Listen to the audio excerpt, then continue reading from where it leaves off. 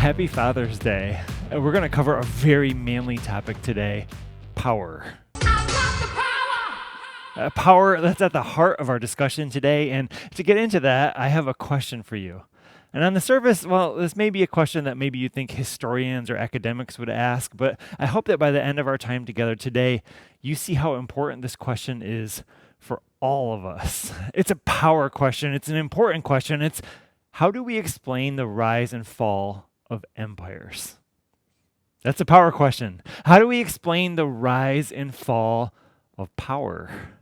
Now, I bet most of you have pondered that question without actually asking that specific question. And because from that question flow lots of other questions. For example, is the rise and fall of empires related to religion?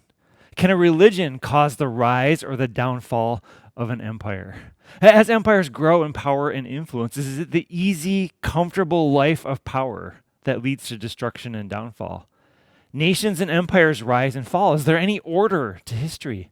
And is that rising or falling based on anything, or is it just chaos and whims? And what is it about power? Is there something intrinsic to power that leads to its own eventual dissolution? You may have never asked those questions, those specific questions, probably not, especially with the words I asked in the last question, but I'm confident that you've engaged with some related struggles that impact our country, the United States, one of the most powerful and possibly the richest empire in history. Now, in case you weren't aware, the USA is more than a country. We are an empire.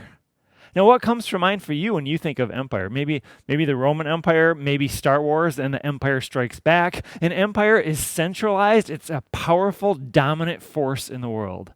An empire has insiders, and it has those it impacts who are outside it. So here's a question for you. How would you define empire, and what examples of empire come to your mind? Let's discuss.